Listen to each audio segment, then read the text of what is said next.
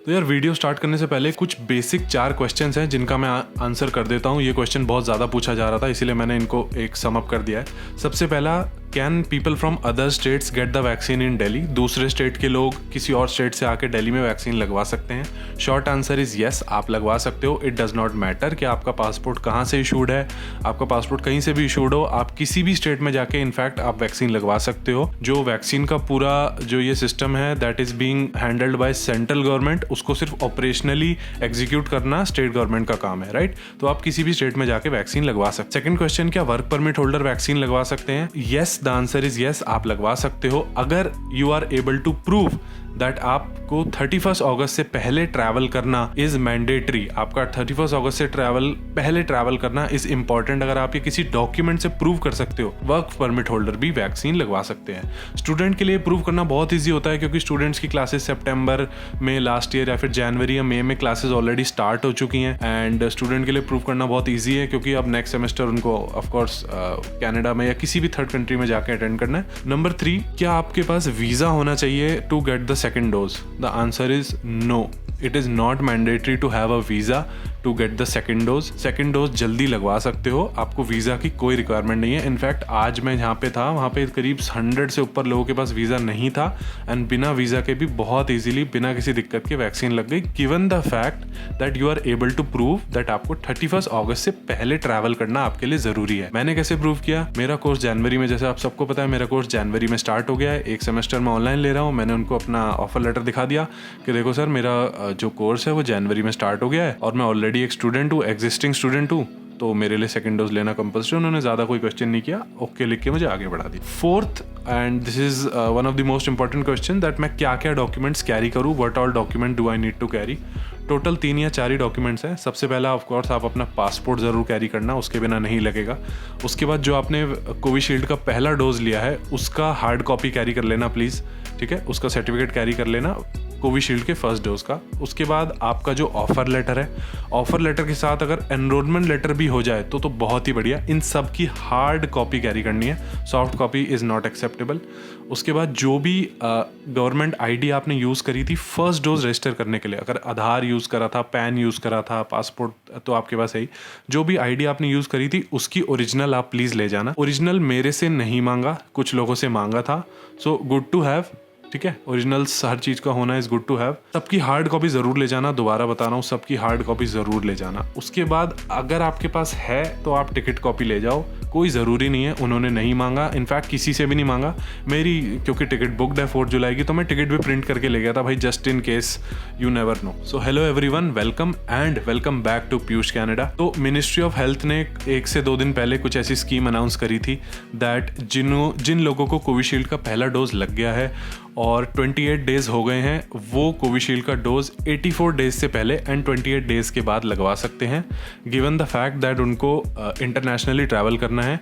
अगर वो एक स्टूडेंट हैं या फिर कोई कोई जॉब करने जा रहे हैं अब्रॉड, या फिर टोक्यो ओलंपिक्स में कोई एथलीट है। मैं घर से निकला था सुबह 6:30 एंड मैं 7 बजे पहुंच गया था। एंड जो वहाँ पे सिचुएशन थी ना, किसी ने मेरे कम्युनिटी पोस्ट के किसी कॉमेंट में बहुत ही परफेक्टली जस्टिफाई करी है that it was such a stupid chaotic day and I wish I could forget it, and I will agree, I 100% agree that out of all the things that I had to do to go to Canada, ये सबसे ज़्यादा exhausting काम था, no doubt. Mentally, physically, even at some point emotionally इतना exhausting हो गया था ना। तो मैं 7 बजे जैसे वहाँ पे पहुँचा, वहाँ पे मैंने देखा कि सिविल डिफेंस के लोग पहले से ही वहाँ पे मौजूद थे एंड अराउंड 100+ स्टूडेंट्स पहले से ही लाइन बना के खड़े थे। हाँ जी, सुबह 7 बजे वहाँ पे 100 से ज़्यादा स्टूडेंट्स और उनके साथ उनके पेरेंट्स या जो भी उनको अकम्पनी कर रहे थे, इतने सारे लोग तो एटलीस्ट वहाँ पे थे, ठीक है? एंड 7 AM पे पहुँचते ही मैंने सबसे पहले अपनी गाड़ी पार्किंग में लगाई। उसके बाद मैंने वहाँ पे जो सिविल डिफेंस के वॉलंटियर थे उनके हाथ में ना लिस्ट थी जिसमें वो सबके नाम लिख रहे थे, just to try to maintain a system. तो वहाँ पे लिस्ट में मैंने देखा कि 117 लोगों के नाम लिखे हुए थे। मैंने 118th अपना नाम लिखा और अपना एज लिखा और उसके बाद उनको पेपर पकड़ा दिया। उन्होंने बोला आपका नाम कॉल आउट होगा, आप आ जाना। मैंने कहा वेरी गुड। तो एक सॉर्ट ऑफ सीरीज क्रिएट हो गई थी जिसके अंदर उन्होंने 200 तक एंट्री कराई, 200 तक। उसके बाद बहुत सारा केओस हुआ। 9 बजे से पहले 7 से 9 के बीच बहुत केओस हुआ। फाइनली एक सिविल डिफेंस वॉलंटियर आया। उन्होंने क्या करा कि लोगों को ना अपने नंबर के हिसाब से एक लाइन बनवाई करीब आधा किलोमीटर की, ठीक है। वो लाइन बहुत पीछे तक काफ़ी दूर तक लाइन चली गई थी। तो अभी तक मुझे चीज़ें थोड़ा ठीक लग रही थी कि ठीक है चलो यार, वी आर 1 स्टेप अहेड, ठीक है। एक लाइन बन गई है, ठीक है। थोड़ा सा तो ऑर्गेनाइज्ड हो गया, चाहे बेयर मिनिमम ऑर्गेनाइज्ड है, लेकिन वी आर एटलीस्ट ऑर्गेनाइज्ड कि गेट से लेकर के गेट पे नंबर 1 से लेकर के आधा 1 किलोमीटर पीछे तक एक लाइन बन गई है अपने 200 लोगों की। अभी आपको पता है कहीं भी आप जाओगे, कुछ भी सिस्टम आप कहीं चले जाओ दुनिया में, आपको कुछ ओवर स्मार्ट लोग सब जगह मिलेंगे जो सोचते हैं कि हम लाइन जंप करके आगे पहुंच जाएंगे, गेट पे जाके खड़े हो जाएंगे, थोड़ा लड़ाई झगड़ा करेंगे तो हमें जाने दिया जाएगा। तो यार अब इसके बारे में मैं क्या ही बोलूँ। वहाँ पे एक ना बहुत अच्छे सरदार जी थे, वो भी मेरे साथ स्टूडेंट ही थे। वो थे, एक आयरलैंड का लड़का था और मैं था। तो हमने तीनों ने ऐसा कुछ वॉलंटियर टाइप वहाँ पे किया कि भाई नहीं, जो हम वहाँ पे लड़ाई ही हो गई थी ऑलमोस्ट कि नहीं, जो जाएगा वो लाइन से ही जाएगा, आपको स्पेशल ट्रीटमेंट नहीं मिलेगा। चाहे आप कल सुबह 4 बजे आए थे, आपको नंबर नहीं मिला, नहीं आज की आप बात करो, आज जो लिस्ट है उसके हिसाब से जाएगा। ये लोग पागल नहीं है जो 5 बजे से आके लाइन में लगे हैं, 6 बजे से आके लाइन में लगे हैं। तो वहाँ पे काफ़ी क्योटिक सिचुएशन हो गई थी। तो जो मुझे यहाँ पे लिस्ट में नंबर मिला था वो था 118, ठीक है। बहुत लड़ाई झगड़े के बाद फाइनली किसी तरह मेरी एंट्री हुई। अच्छा, अंदर जाके वो 118 वाला नंबर आप भूल जाओ, उस नंबर से आपकी एंट्री हो गई है। अब वहाँ पे एक और टोकन मिल रहा है, वहाँ पे स्लिप मिल रही है एक छोटी सी। उस स्लिप में मेरा नंबर मिला मुझे 190। अभी मैं कुछ पॉलिटिकली कमेंट नहीं करना चाहूँगा, बाकी आप लोग बहुत समझदार हो कि ऐसा कैसे हो सकता है कि अंदर 118 लोग गए हैं लाइन के हिसाब से और टोकन आपको 70 लोगों के बाद का मिला। मतलब कि एटलीस्ट मुझे 118 का या 120 का टोकन मिल जाता, मुझे 190 का टोकन मिला। तो ऑफ कोर्स यहाँ पे कुछ डिस्पैरिटी है जिसके बारे में आप लोग समझदार हो कि ऐसी डिस्पैरिटी क्यों आती है। ओके, आगे बढ़ते हैं। तो जब हम एंटर हुए हमें बोल दिया गया कि आप क्लासरूम्स में बैठ जाइए, जहाँ आपका दिल करता है वैसे बैठ जाइए। वहाँ पे पानी अवेलेबल था।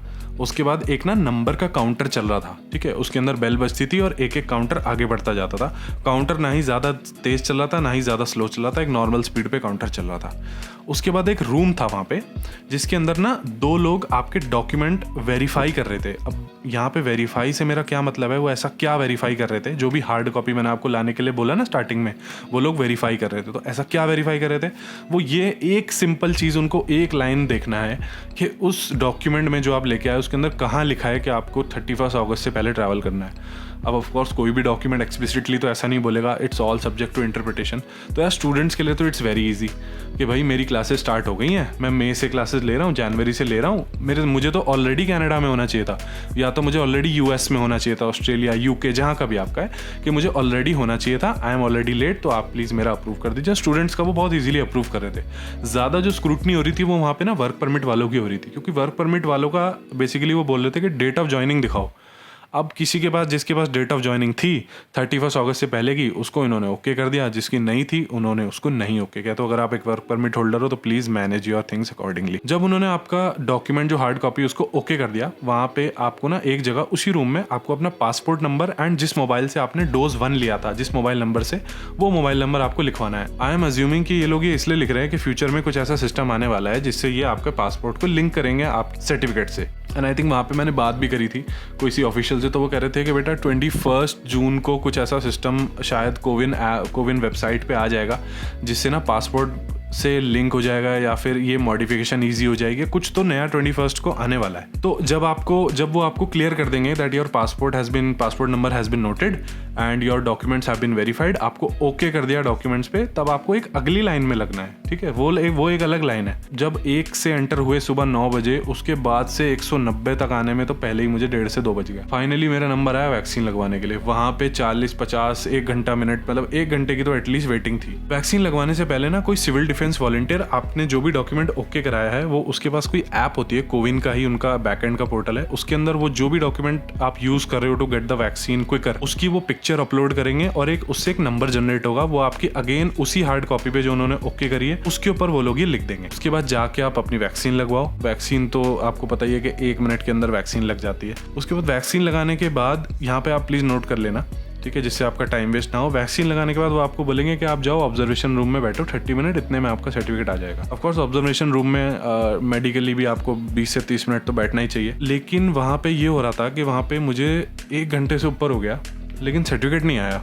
वो बोल रहे थे कि आप यहीं बैठे रहो, आपको हम सर्टिफिकेट दे देंगे, लेकिन सर्टिफिकेट नहीं मिला। तो ऐसा सिस्टम होता है कि जब भी आप वैक्सीनेशन लगवाते हो तो किसी को तो मैनुअली एंट्री करनी पड़ेगी ना कि आप वैक्सीनेट हो गए। किसी को तो आपका मोबाइल नंबर, आपका कोई बेनिफिशियरी आईडी डाल के सिस्टम में ओके करना पड़ेगा that this person has been vaccinated, तभी तो आपका सर्टिफिकेट बनना ट्रिगर होगा। तो यहाँ पे असली केओस क्या था कि आप जब एंटर करते हो तभी आपका नाम और मोबाइल नंबर लिखते हैं, जब आप वैक्सीनेशन लगवा लेते हो तभी आपका नाम और मोबाइल नंबर लिखते हैं। वैक्सीनेशन लगवाने से पहले वो आपका डॉक्यूमेंट जब अपलोड करते हैं अपनी वेबसाइट पे तब वो आपका मोबाइल नंबर लिखते हैं। लेकिन इन तीनों लोगों का ना आपस में कोई कोऑर्डिनेशन ही नहीं था। वो टेबल के आमने सामने बैठे हैं लेकिन उनको यही नहीं पता कि किसकी वैक्सीन लग गई है, किसकी नहीं लग गई है। 150 लोगों ने वैक्सीन लगवा ली है और किसी का भी उन्होंने एंटर नहीं कराया that this person has been vaccinated. तो जो बंदा वैक्सीन सर्टिफिकेट प्रिंट करके दे रहा था ना सबको, उसको प्रिंट करना नहीं आ रहा था, वो तो एक बहुत आगे की बात हो गई। प्रिंटिंग तो भूल जाओ, उसको लोगों को वैक्सीनेटेड मार्क करना नहीं आ रहा था। उसके सामने 150 लोगों की लिस्ट रखी है, उसने 10 से 20 लोगों का मोबाइल नंबर एंटर करा, कह रहा है कि इनका तो कोई डेटा ही नहीं है। लोग पैनिक, वहाँ पे अलग क्योस मच गया कि यहाँ पे डेटा कैसे नहीं है। तो फाइनली मैंने अपना दिमाग लगाया थोड़ा सा। वहाँ पे जो चीफ वहाँ पे डॉक्टर थे, मैंने उनको पहले तो आइडेंटिफाई किया कि यहाँ पे इनके यार हेड कौन है। वो बातों से और ऐसे पता लग जाता है कि कौन इनका हेड है।